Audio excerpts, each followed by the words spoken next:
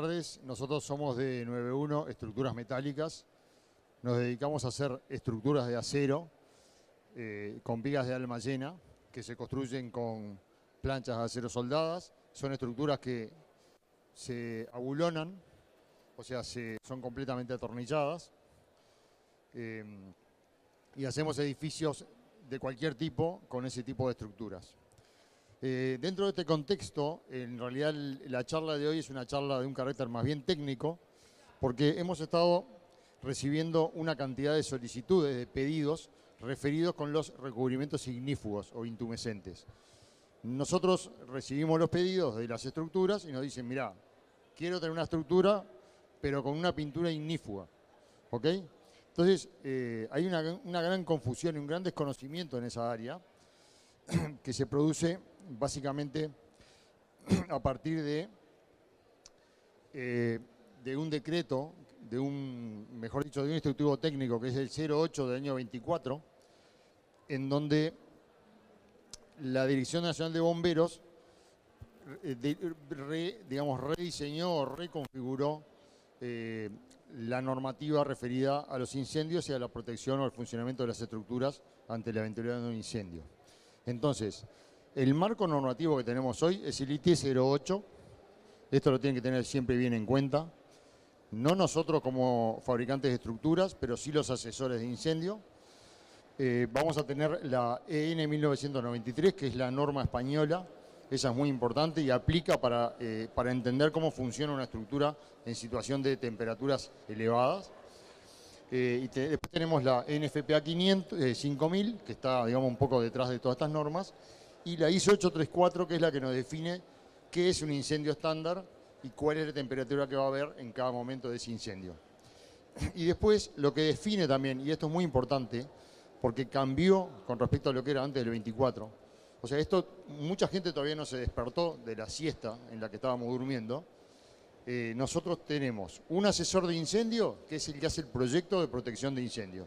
Evalúa los riesgos y diseña los sistemas de protección pasiva o de protección activa. Las mangueras, los bomberitos, todo lo que conocemos siempre, ¿verdad? Y existe una persona, un técnico, que tiene que firmar un documento en donde se hace responsable de la seguridad estructural del edificio ante la eventualidad de un incendio. Entonces, el ingeniero que habitualmente calcula la estructura no lo hace, no lo sabe, y normalmente su alcance no es diseñar la estructura para el funcionamiento en un incendio. Entonces hay una figura nueva, que es un ingeniero que sí estudia estas partes. Ahora, desde el punto de vista nuestro, lo que nosotros hacemos, como nosotros diseñamos y calculamos nuestras estructuras, nosotros también nos hacemos responsables de esa parte, porque entendemos que es más sano y más fácil para nosotros entender cómo se va a comportar nuestra estructura que para alguien que la ve de afuera. Después existe el fabricante de pinturas ignífugas, muy importante también, porque él nos tiene que asegurar un producto que se va a comportar de cierta manera y que va a, digamos, contener esa temperatura, la suba de la temperatura en un cierto periodo de tiempo. Y el aplicador de recubrimientos, que, bueno, este es más fácil, este lo único que tiene que hacer es hacer lo que le dice el fabricante. Modo de aplicación, lo aplica, listo. ¿Qué pasa con el incendio? ¿Qué pasa cuando hay un incendio? Lo que pasa es esto. Existe una curva de temperatura que, como vemos, sube muy, muy rápido. Ahí vemos tres curvas. La que vamos a ver es la roja nada más. Las otras dos no se aplican demasiado porque son curvas para incendios de hidrocarburos. O sea, esa la vamos a usar si tenemos, yo que sé, un incendio en la tablada o en una estación de servicio. Pero normalmente, y la azul es para el caso de gases explosivos, que tampoco vamos a tener nosotros. Entonces nos vamos a mantener dentro de la curva roja, que es lo que se llama un incendio estándar o incendio celulósico. Eso es lo que va a ser el incendio de una casa, de un edificio de oficina. Y vamos a ver que antes de los 10 minutos ya vamos a estar por los 660 grados o 600 grados. Para que sepan, el acero se funde más o menos a los 1500. O sea, vamos a estar en la mitad de que se empiece a fundir el acero. Entonces, ¿cómo se comporta el acero? El acero se ablanda. No es que se cae, no se cae de golpe, sino que se va ablandando como si fuera un helado que se derrite. ¿Tá? Y ese comportamiento va a estar regulado por algunas características que tiene el acero. ¿Tá? La más importante es el índice de masividad. Índice de masividad es superficie sobre volumen. Esto quiere decir que si es una chapa finita, y esa experiencia la tenemos todos, si metemos una fuente de una asadera de chapa finita dentro del horno, la sacás y enseguida se calentó. O sea, la temperatura del gas que tengo en el incendio, que debería ser la temperatura dentro del horno, llega al acero muy rápidamente. Si la chapa es gruesa, mi índice de masividad va a ser más bajo y por lo tanto la temperatura a la que llega el interior del acero va a tener un delay, por lo tanto me va a dar mucho más tiempo para hasta que colapse la estructura. Entonces, índice de masividad significa cuanto más finito y más agujerito tiene, más sensible al fuego es. Después tenemos dos conceptos, que es, nosotros podemos analizar toda la estructura cómo funciona y ver cuál es el punto más débil.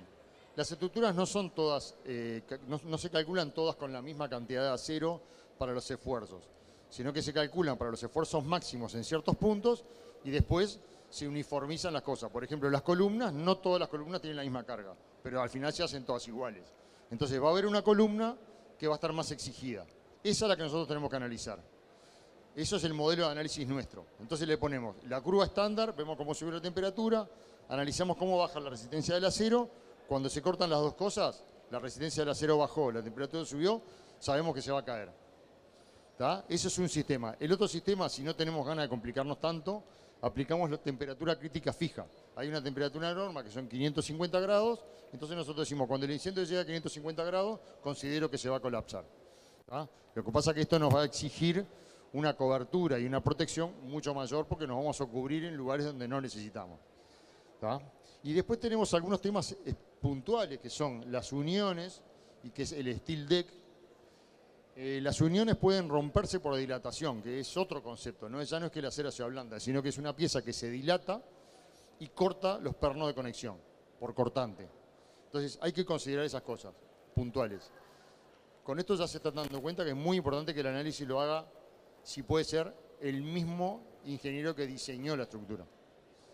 Y después el steel deck. El steel deck es una losa de hormigón con una chapa colaborante. Esa chapa colaborante, otra vez, es finita, mide 1 milímetro o 0,9. Se ablanda, el steel deck se cae. ¿Qué hacemos? Le ponemos varillas adentro para que cuando la chapa del encofrado colaborante colapsa o deja de trabajar, entra en trabajo la varilla que está dentro de la masa del hormigón. O sea, acá vemos ejemplos de lo que pasa con estructuras de chapa muy delgada. Estas son estructuras hechas con chapa de 2,5, galvanizada y soldada. Son muy comunes estas estructuras. Tienen una resistencia muy, muy baja al fuego. O sea, rápidamente colapsan y no solamente eso, sino que es muy difícil calcularles el punto, calcular el tiempo de realmente cuándo van a colapsar. Con lo cual, en estas estructuras es prácticamente imposible recubrirlas con pintura ignífuga y hay que recurrir a otros recursos. Las estructuras, que son del tipo que nosotros hacemos, se hacen con planchas nunca menores a 6 milímetros. Como ven ahí en las imágenes, se ve que son gruesas, ¿no? Ahí vemos una plancha muy gruesa, de 2 centímetros. Siempre tienen volúmenes importantes, con lo cual los tiempos de calentamiento son mucho más controlables. Y además son conocidos. ¿Cómo se comporta? Bueno, estas estructuras se comportan así, se van doblando, o sea, las piezas en flexión se van a doblar, se van a producir como si fuera una lona que va bajando. O sea, mientras pasa esto, yo tengo tiempo a salir corriendo. Eso es lo único que importa en un incendio, el tiempo de escape. El asesor de incendio me va a dar un tiempo de escape, me dice, yo preciso, para evacuar este galpón preciso 30 minutos, me tenés que dar 30 minutos antes que se caiga, después que se caiga, no pasa nada. ¿Por dónde fallan las estructuras? Fallan siempre en la zona de compresión. Para los que están familiarizados con el tema estructural, acá pueden ver la zona de compresión de la viga que es abajo, es la que colapsa por pandeo. El pandeo horizontal es, digamos, el esfuerzo crítico que va a producir, el fallo. Entonces, ¿qué es lo que sucede? En general, el elemento más comprometido suele ser la columna. ¿Cuál columna? La que está rodeada por aire por los 4 lados. porque está expuesta al fuego por los 4 lados, o sea, no tiene factor de cobertura, como una viga que, por ejemplo, por arriba no le da calor. La columna le da calor por los 4 lados y además tiene una compresión muy importante. Vemos el grado, el tipo de conexión que tiene la base, si es empotrada, si es articulada, eso nos va a decir el comportamiento, y ahí calculamos cuándo colapsa. Ahora pasemos a los recubrimientos, que es lo que la gente nos pide. Nosotros hacemos los recubrimientos o no, a veces lo hacen terceros. Cuando nos lo piden a nosotros, los recubrimientos te pasan, cuando son estructuras que no se pueden pintar con pintura porque sería una capa demasiado gruesa, entonces hay que encapsularlos, hay que ponerle placas que sean resistentes al fuego y hacerle una especie de cajón. Y después controlar todas las juntas y todas las uniones con una silicona que es para fuego. De esa manera me aseguro 100% que el calor no va a pasar hacia adentro. Las pinturas ignífugas, ¿cómo se aplican? Se aplican 99% de las veces de esta manera, o sea, se aplican solo en el elemento estructural principal. El elemento que nosotros no queremos que colapse es la viga principal o la estructura principal. Las correas, que son secundarias, no son un problema, porque por la manera como se construyen, seguramente se van a ablandar, van a tomar esta forma de panza hacia abajo, pero no van a caer. O sea, las que están calculadas con un límite de resistencia o por deformación son estas vigas, y entonces estas son las que se calculan y se recubre. Se calcula el índice de masividad, con eso se saca, con el índice de masividad y el tiempo de demora que tengo, calculo el espesor de capa que voy a darle. A veces no hay que creer que la pintura ignífuga es una pinturita y va a quedar como si fuera un auto, como la laca de un auto. Es una pintura gruesa y más bien fea. Por ejemplo, en esto, que requería una capa muy grande, parece como una especie de oso de peluche.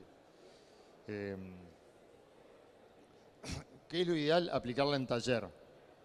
Cuando se aplica en taller tenemos una cantidad de ventajas. Sale del arenado, el arenado es un arenado certificado, inmediatamente nosotros lo pintamos con un primer específico y después eso va a obra. ¿Qué cuidados hay que tener en el transporte?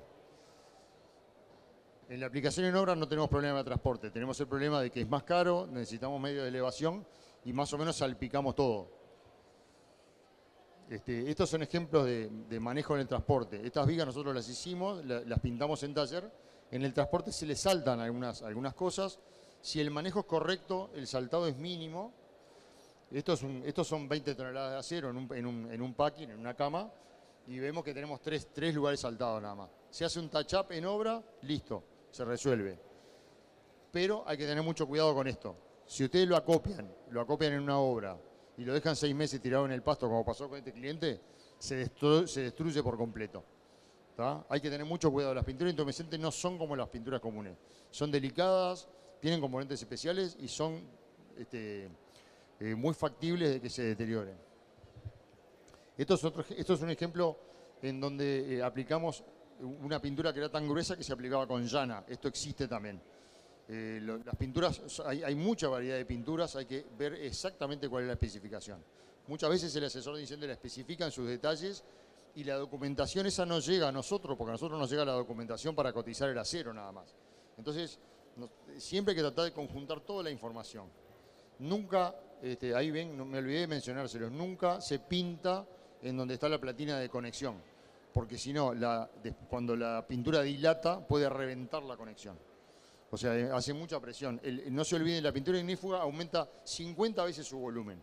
O sea, una cosa de 1 centímetro pasa a 50 centímetros. 1 milímetro, 5 centímetros. Revienta todo. Ahí tenemos el ejemplo y bueno, eso era más o menos lo que le quería contar. No les informé de nada, pero por lo menos los preocupé un poco frente a un caso de estos, que puedan tener herramientas para dónde pararse. Muchas gracias.